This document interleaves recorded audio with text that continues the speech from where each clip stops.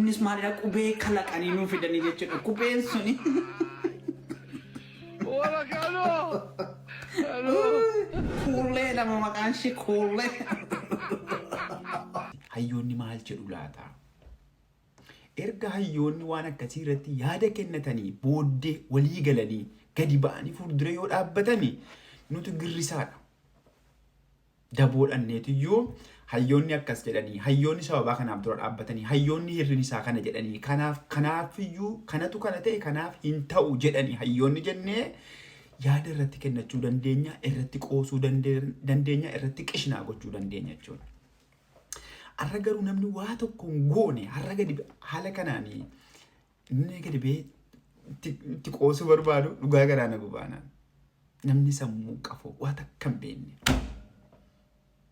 Waggaa 19 irratti hojjedhee jedhaa jira. Waa'ee kanarraa maal beektaati?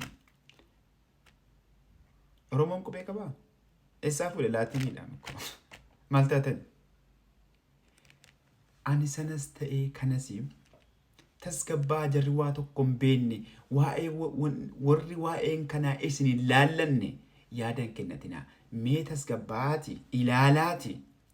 Sana booddee yoo hayyoonni dhufanii fuulduree dhaabbatanii hayyoonni gaafa fuulduree dhaabbatu gaafa qeequu akka keetii kana dhufee afaan isaa miti kan inni banu sababaa wajjiniin kanatirratti kanatu kanaaf hin taane kanaaf sababaa kanaafiyyuu kun hin taane jedheetiyyuu sababaa gahaa sii kennee si amansiisa jechuudha.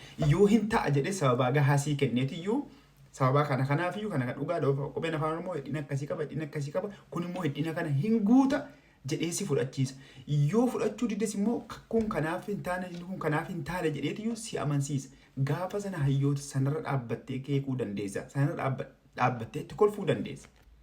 Har'a garuu qafoon waan tokko hin beekne nyaatee dhugee sagaraa dhaqee ol deebi'ee rafuu kan kanarraa fennee waan akka hin beekne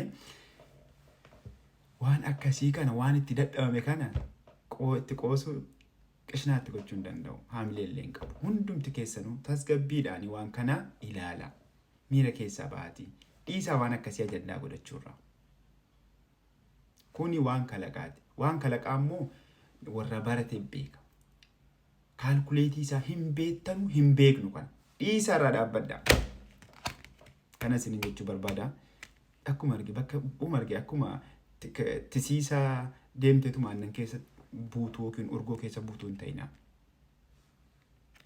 Yaa sammuu keessantu namni isin taazzaba namni. Bora ammoo sammuuma keessantu deebisee isin taazzaba. Qoshaashaa akka taatan, qafoo akka taatan, waan takka akka hin beekne sammuun keessan baay'ee yoo isinitti himaa jira. Waan tokko irra guruundii takka hin qabdanu, sababaa tokko hin qabdanu fuulduree dhaabbachuudhaaf. Irrinaa fi waan inni guuttatee dhufe yoo hin beektanu. So waan hin beekne laaqina irraa keessan.